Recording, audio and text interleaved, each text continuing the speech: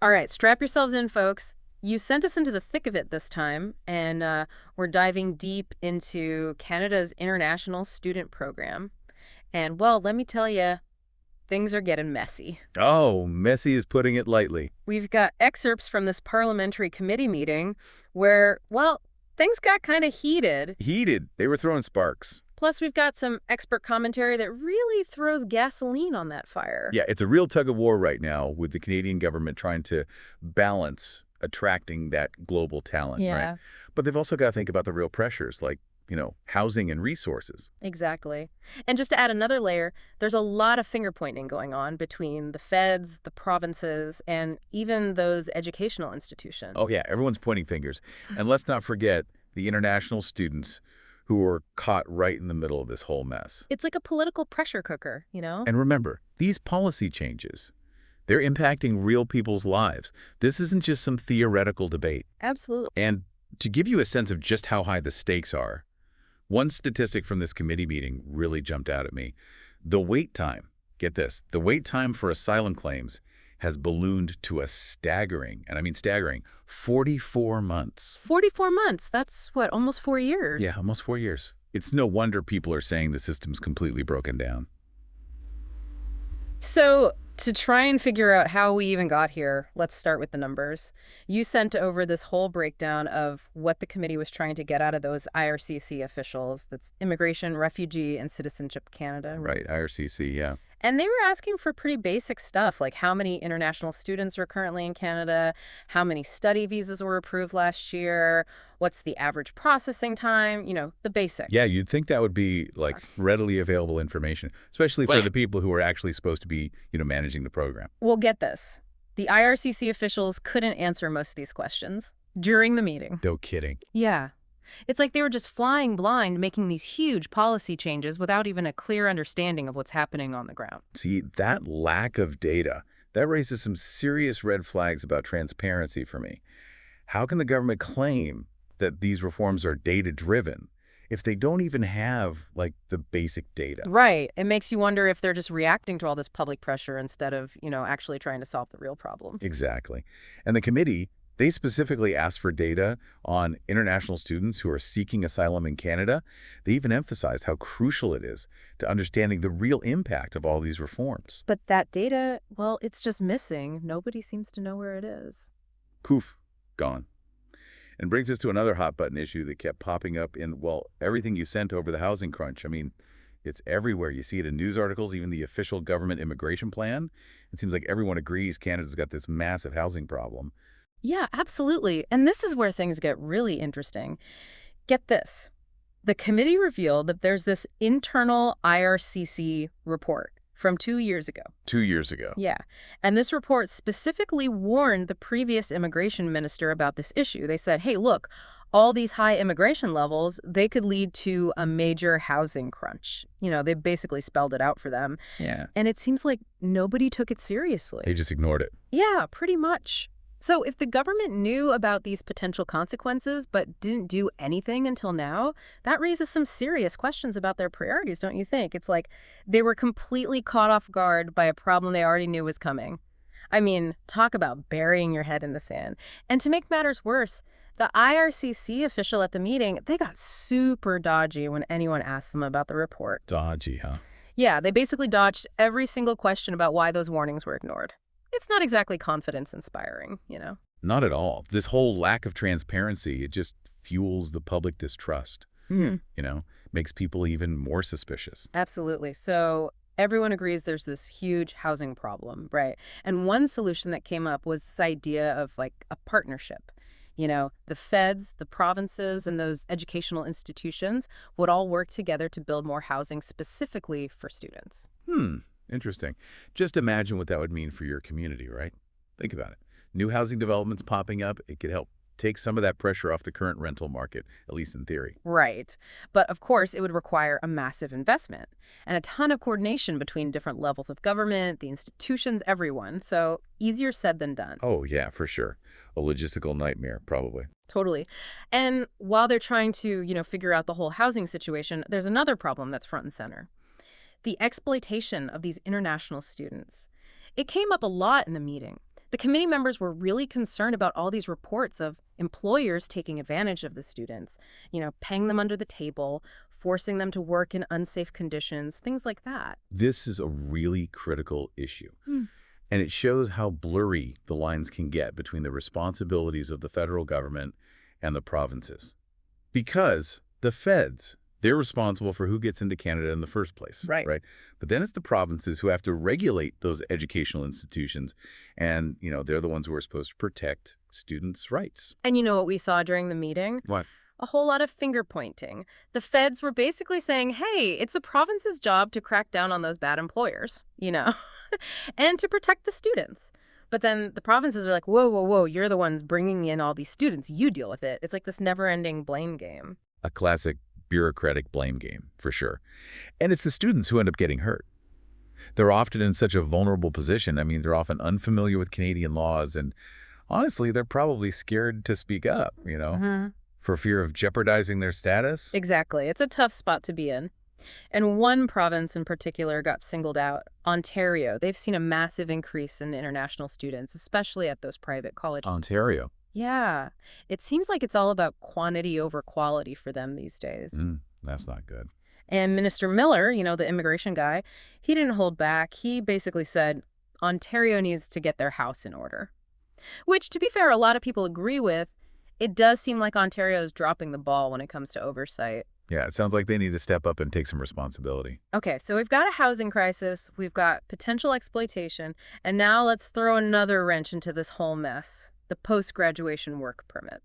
The PGWP. Oh, the PGWP, right. Yeah. That's the program that allows international students to stay and work in Canada after they graduate. And it's a big deal. I mean, for a lot of students, it's a chance to get that Canadian work experience. Yeah. And maybe even pave the way to, permanent residency. It's like a stepping stone to building a whole life in Canada. Exactly. It's huge. But get this. Some recent changes to the program have caused a complete uproar. Changes? What kind of changes? Well, the government, they say the goal is to align the PGWP with, actual labor market needs and try to get a handle on those immigration levels. But critics are saying it's going to backfire, big time. Interesting. Makes you wonder, are these changes really getting at the root of the problems with the whole program? Or are they just slapping on a Band-Aid? Right. Are they just creating even more chaos down the line? A lot of people are saying it's like putting a Band-Aid on a bullet wound. It's not going to fix the problem. And the concerns about what this means for Quebec are especially interesting. They have this unique system there. It's called the CEGP system. Basically, it's their network of public colleges. And it plays a really important role in training students for, those in-demand trades. But these changes to the PGWP, well, they're messing with that system big time. I see. So it sounds like the government, they kind of took this one-size-fits-all approach based on problems that are mostly in Ontario and then applied it across the whole country without even thinking about how different things are in Quebec. Right. And just to give you an idea of how this is playing out, there are only about 9,000 international students in the entire CEG network across all of Quebec. 9,000. That doesn't sound like that many. It sounds small, right? But those 9,000 students are vital to specific regions and industries in Quebec. So it's this weird disconnect. A small number of students are actually having these huge ripple effects, all because the feds didn't stop and consider the regional differences. It really highlights how we need more, targeted solutions, not just these huge sweeping changes that seem to honestly cause more problems than they solve. Absolutely. And speaking of problems, let's talk about fraud. Oh, yeah, here we go. This is where things get a little crazy. Remember those fraudulent acceptance letters we talked about earlier?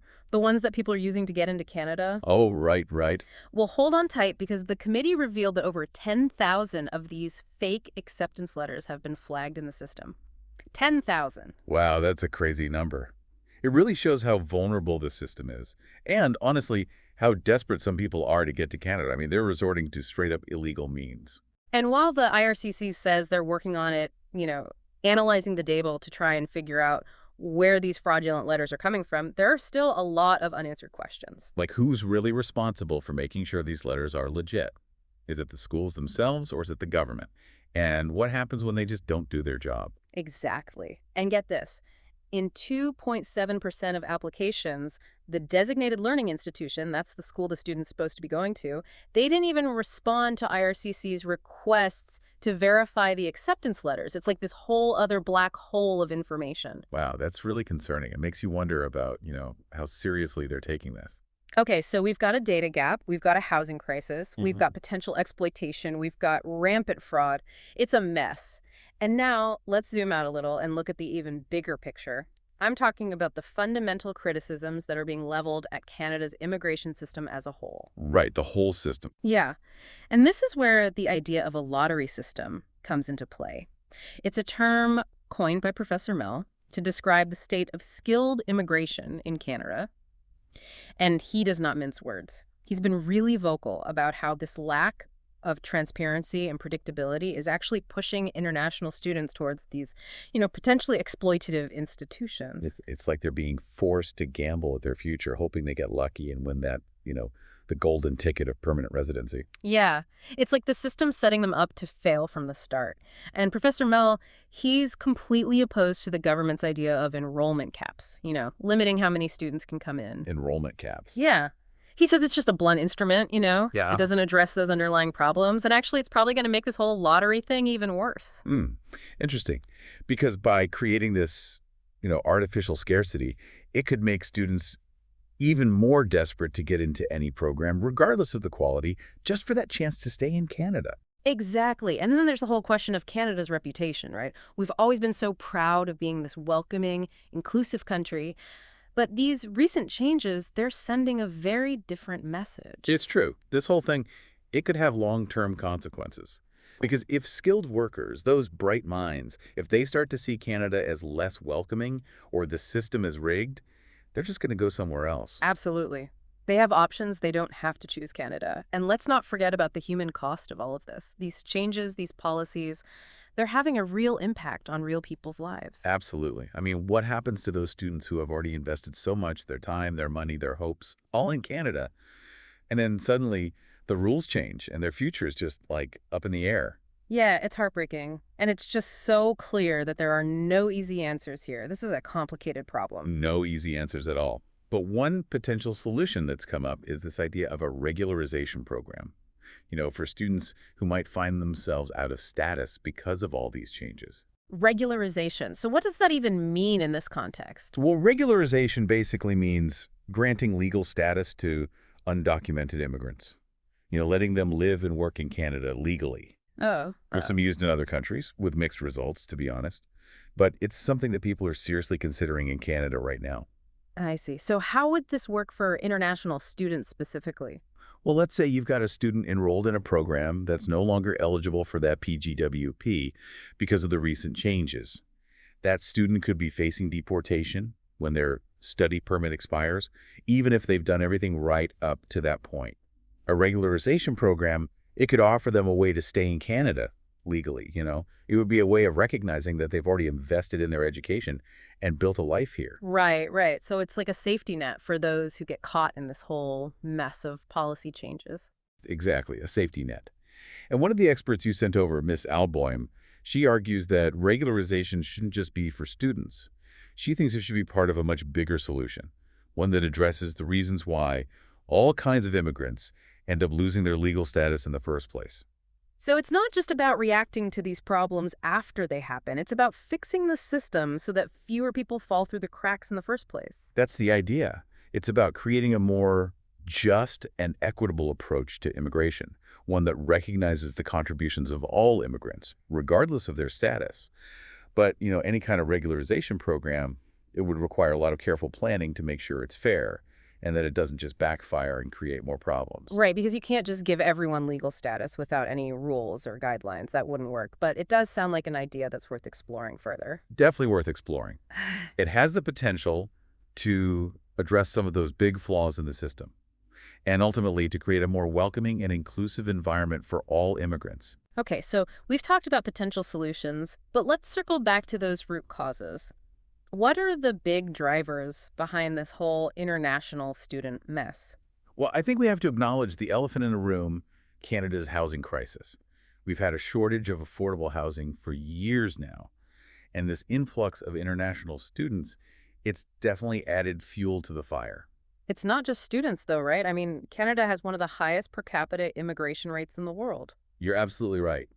And while immigration is generally a good thing for Canada, bringing in all that new talent and new ideas, it has to be managed effectively. We need to make sure it benefits everyone, not just the newcomers, but the people who are already living here too. Because when you have a ton of people coming in and you don't have the infrastructure or the support systems to handle it, well, things start to break down. That's what we're seeing, right? It's a Mm. breakdown in the housing market, in the labor market, even in the social fabric of communities. There's this feeling that the government isn't doing enough to make sure immigration is, sustainable and beneficial for everyone. So what can be done? I mean, we can't just shut down immigration completely. That's not realistic. But how do we create a system that actually works for everyone? That is the million-dollar question. And it's going to require a multifaceted approach. We have to tackle multiple things at the same time. Like what? Give us some specifics. Well, for starters, investing in affordable housing is absolutely crucial. We need to be building more affordable housing units to keep up with the growing population. And that includes immigrants, but it also includes everyone else. And it's not just about building more units, right? Yeah. We need to protect the affordable housing that already exists. And we need to prevent those lower income residents from being pushed out. You're right, it's about more than just building. We need a strategy, a comprehensive one that makes sure everyone has access to safe and affordable housing. And that's a huge, huge undertaking. It's going to require collaboration between the feds, the provinces, the private sector, nonprofit organizations. Everyone needs to be involved. It's a massive project, but it sounds like it's absolutely necessary. It is. Okay, so affordable housing is one piece of the puzzle. What else needs to happen? Well, another really important element is making sure that those educational institutions are actually meeting their obligations to the international students. Things like providing adequate support services, language training, mental health resources, even housing assistance. Right, because if we're going to invite these students to come here, we have a responsibility to make sure they're not being taken advantage of. They shouldn't be left to fend for themselves. I agree, and it all comes back to, strengthening that oversight, the regulations, especially for those private colleges. They seem to be the biggest problem when it comes to exploitation and low-quality education. Yeah, they need to be held accountable. They need to be providing a good education and treating their students ethically. They can't just treat them like, walking dollar signs. Exactly. And then there's the labor market. We need to make sure that everyone who works in Canada, including international students and those temporary foreign workers, have the same rights and protections. Right. So no more under-the-table payments, no more unsafe working conditions, and no more employers exploiting people because of their immigration status. Exactly. We need to see stronger enforcement of labor laws, better access to legal help for those who've been wronged, and we need to educate workers about their rights. Okay, so we've got affordable housing, education reform, labor rights. What about the immigration system itself? How do we fix those underlying problems that are creating this whole lottery system mentality? Well, Professor Mel, he argues that the system for choosing skilled immigrants, it's too opaque, it's unpredictable. He's saying we need a system that's more transparent, more merit-based, one that lays out the criteria clearly and gives people a clearer pathway to permanent residency. So less like a game of chance, more like a system that actually rewards people for their skills and qualifications. Exactly. A fair system, one that's transparent and predictable, would benefit everyone. It would help to reduce the anxiety and uncertainty for prospective immigrants, and it would also make it easier for employers to find and keep those skilled workers. And in the end, it would help Canada be more competitive in the global talent market. It sounds like it would be a massive undertaking to reform the immigration system. But it seems like it's essential if Canada wants to attract the best and brightest from all over the world. It definitely is a huge undertaking, no question. But it all comes down to political will. A willingness to make those tough choices. Okay, so we've talked about the need for affordable housing, changes in the education system, protecting those in the labor market, and completely overhauling the immigration system. That's a lot to think about. It is a lot. And these are really complex issues. They need complex solutions. There aren't any quick fixes here or any easy answers. But what about the people who are caught in the middle of all of this? We've been talking about these big policies and systems, but those changes, they impact real people. What can we do as individuals to actually make a difference? That's such a great question, and one that I think we should dive into more in our next segment. But before we do, I want you to think about something.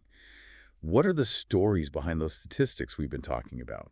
What are the hopes and dreams and the struggles of the individuals who are caught in the crossfire of all these debates? That's a really powerful thought. We'll be back in a jiffy to delve into that human side of this complex issue.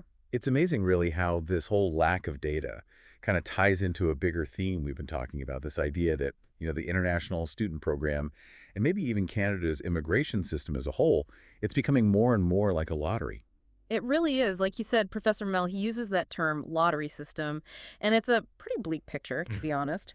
He's saying that the whole system, it lacks transparency and predictability.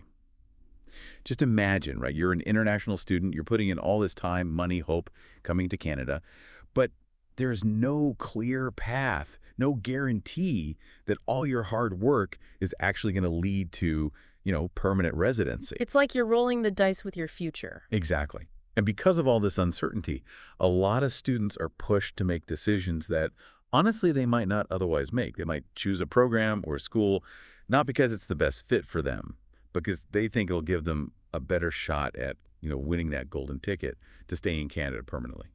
So they end up in these programs they're not really interested in, or at colleges that, care more about making money than they do about actually educating their students. Yeah, that's the risk. And unfortunately, there are definitely schools out there that are preying on this desperation, offering these like subpar programs with these big promises of, immigration success. It's pretty shady. It almost feels like the system is designed to encourage exploitation. That's a pretty strong statement. But there's definitely that risk. And this is where that idea of a regularization program, the one Ms. Alboim talked about, it gets really interesting. Because she's basically saying, we need to admit that the system itself is failing these people. And we need to provide a way for those who've been unfairly penalized to get legal status. Right. So instead of just focusing on punishing people who maybe bent the rules because they were desperate, Yeah. we should be trying to create a fair system that doesn't put them in those situations in the first place. Exactly. It's about having a little compassion, being more humane, recognizing that a lot of these individuals, they're contributing to society. They want to build a life here. They just need a chance to do it legally without being afraid of getting deported. Yeah, that makes a lot of sense. But wouldn't a program like that be super complicated to set up? I mean, logistically. It would definitely be a challenge, for sure. You'd need really clear guidelines about who qualifies, safeguards to make sure people aren't taking advantage of the system, and a way to make sure that it doesn't just encourage more people to come here illegally. Right, because you don't want to send the message that people can just come to Canada illegally and then get amnesty later. Exactly. It's a delicate balance. Yeah. But even with all those challenges, I think the potential benefits are worth exploring. Yeah. If it's done right, a regularization program could fix some of those fundamental problems with the system and create a much-needed safety net for those who've kind of fallen through the cracks. It could make things more fair, more inclusive. Sounds like a win-win if they can pull it off. But it sounds like it would take a lot of political will and a lot of careful planning. Oh, absolutely. But speaking of political will, let's go back to that issue of transparency, that lack of data we were talking about. Why do you think the government is so reluctant to release this information? Well, I have a few theories. I mean, maybe they're worried that if all the data comes out, it'll show just how bad the problems really are, which would make them look bad. Yeah, that's definitely possible. Transparency can be scary, especially if it exposes, mistakes or failures. Or maybe they're worried that if they release all this data, it'll just give their opponents more ammunition to attack them with, fuel the fire for even bigger changes to the immigration system. That could be it too. Immigration is a really sensitive issue politically, so maybe they're trying to control the narrative, keep things under wraps. But in the end, this lack of transparency, it just undermines public trust. It really does. And it makes it so much harder to have a real, honest conversation about these complicated issues. If we don't even have accurate information, how can we make good decisions about the future of immigration in Canada? Good point. Okay, so we need more data, more transparency, and maybe a regularization program. But how do we fix the root causes of these problems? How do we actually change the system so we're not constantly putting out fires? Well, like we talked about before, the housing crisis is a huge piece of this puzzle. We can't keep bringing in hundreds of thousands of newcomers every year without addressing the fact that there just isn't enough affordable housing. Right, because that's not fair to anyone. Newcomers can't find a place to live. People who are already here are facing higher rents. Everyone's competing for the same limited housing. And communities are feeling the pressure on their infrastructure and resources. It's a mess. Exactly. We need a real national housing strategy, something that prioritizes building and preserving affordable housing units. And not just for international students, but for everyone. And while they're at it, maybe they should take a look at those zoning laws that make it so hard to build new housing in a lot of cities. Oh, absolutely. Zoning reform is a key piece of this. We need to allow for more density, more mixed-use neighborhoods, more variety in the types of housing available. Okay, housing is a big one. But what about education? We talked about how some of these schools, especially the private colleges, they seem to be exploiting the system and not giving their students a proper education. Yeah, that's a problem. We need stricter oversight, more regulation of those schools, especially the ones that focus mainly on international students. They need to be held to a higher standard. We have to make sure they're providing quality education, good support services, and that they're recruiting students ethically. Right. And maybe we should link their ability to accept international students to their track record. If they're constantly failing to meet the standards, maybe they shouldn't be allowed to bring in more students. That's a really good point. Accountability is key here. And it's not just about protecting the students. It's about protecting Canada's reputation. We want people to think of Canada as a place to get a good education. Exactly. If the word gets out that Canada is full of shady schools that are just trying to make a quick buck off of students, that's going to hurt the entire education sector. You're right. And then there's the labor market. We need to ensure that everyone working in Canada, including those international students and temporary foreign workers, has the same rights and protections. So no more under-the-table payments, no more unsafe working conditions, and no more employers taking advantage of people just because of their immigration status. Exactly. We need stronger enforcement of the laws, better access to legal resources for workers, and we need to do a better job of educating people about their rights. Okay, so we've got housing, education, labor reform. It's a lot. But what about the immigration system itself? How do we fix those underlying problems that are creating this lottery system mentality? Well, Professor Mell, he argues that the way we select skilled immigrants right now is just too opaque. It's too unpredictable. He says we need a system that's more transparent and more focused on merit, one that's clear about the criteria, and that gives people a clearer path to permanent residency. So less of a gamble and more about rewarding people based on their skills and what they bring to the table. Exactly. If we had a system that was fair, transparent, and predictable, it would be better for everyone. It would reduce anxiety and uncertainty for those potential immigrants, and it would make it easier for employers to find and keep skilled workers. And ultimately, it would help Canada be more competitive globally, attracting that top talent. Reforming the immigration system sounds like a massive project, but it sounds like it's absolutely necessary if Canada wants to attract the best and the brightest from around the world. It's a huge undertaking, no question. Yeah. But it all boils down to political will. Yeah. Are our leaders willing to make the tough choices? That's the question. Okay, so we've talked about affordable housing, reforming the education system, better protections for workers, and completely overhauling the immigration system. That's a lot to digest. It is a lot. These are complicated issues. And there's no quick fix, no easy answer. But we can't forget about the human element here. We've been talking about these big policy issues, these systems, but these changes are impacting real people's lives. What can we do as individuals to actually make a difference? That's a fantastic question, and it's something we'll definitely explore more in our final segment. But before we get there, I want you to think about something. Think about the stories behind all those statistics, the hopes, the dreams, the struggles of all the individuals who are caught in the middle of these debates. What are their stories? That's a powerful question. We'll be back in a flash to take a closer look at the human side of this complex issue. You know, we've really been digging into the nitty-gritty of Canada's international student program, like from a policy perspective, right? Yeah. But we got to remember the human side of this. Real people are at the heart of this whole debate. Totally. It's easy to get lost in all the numbers and stats, but ultimately this is about people, individuals with hopes and dreams, families who are trying to build a better life for themselves, you know? Exactly. And sometimes the best way to really understand what these policy changes mean is to hear from those who are living it, the ones who are actually impacted. Right. Their stories are so important. So let's shift gears a little bit and talk about the human side of this whole issue. You sent over some personal accounts from international students, and honestly, their experiences have been pretty eye-opening, to say the least. Yeah, I mean, one theme that kept coming up again and again is this feeling of disillusionment. A lot of students, they come to Canada with this idea of it being this welcoming, inclusive place, but then the reality hits them.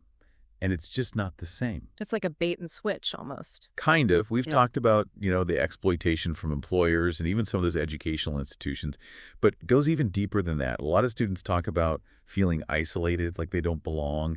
They struggle to find housing they can actually afford. They're dealing with this complex bureaucracy, and they're facing discrimination and prejudice. It's tough. Yeah.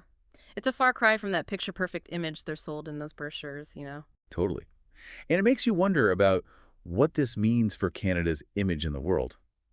We like to think of ourselves as this welcoming, multicultural society, but if international students are having all these negative experiences, well, that's going to hurt our reputation. It's like actions speak louder than words, and word travels fast. If students go back home and tell everyone about how tough it was, that's going to make it harder to attract new students in the future. Absolutely. And it's not just students, right? It's about skilled workers, immigrants, everyone. If Canada gets a reputation for exploiting newcomers, not treating them right, well, that's going to impact everything. Our ability to attract talent, investment, the whole thing. It's a reminder that immigration policy is not just about numbers, economics, all that. It's about people. Creating a society where everyone feels welcome and respected, that's what matters. Couldn't agree more. So how do we bridge that gap, right, between what we say and what actually happens? Yeah. How do we ensure Canada really lives up to that reputation of being welcoming and inclusive? That's the million-dollar question. It is. And I think it starts with listening to the people who are being marginalized, trying to understand what they're going through and looking at the bigger picture, the systemic factors that contribute to their experiences. Like the lack of affordable housing, the way some employers exploit workers, that complicated immigration system. We've talked about all these things. Exactly. And fixing those problems, it's going to take a multi-pronged approach. We need policies that actually protect the rights of workers, no matter their immigration status. We need to invest in affordable housing, provide support services for newcomers. And that immigration process, it needs to be streamlined, made more transparent and predictable. Yeah, those are all really important steps. But I think it goes even further than that. We have to create a culture of welcoming and inclusion in our communities. 100%. It means looking at ourselves, challenging our own biases, being more open-minded. It means reaching out to newcomers, making them feel like they belong, and speaking up for policies that promote fairness and justice. It means understanding that diversity is a strength, not a weakness. And building a society that's truly inclusive, it takes effort, commitment from all of us. Well said. It's about moving beyond this idea of immigration as just a transaction, where newcomers are only seen as economic units. We need to see the whole picture, appreciate their contributions to every aspect of Canadian society. And recognize that their success is our success. When they do well, we all do well. Exactly. When newcomers thrive, Canada thrives. So as we wrap up this deep dive into Canada's international student program, I think the most important thing for me is just remembering to be empathetic. I totally agree. We need to look beyond the headlines, beyond the numbers, and see the human beings behind all of this.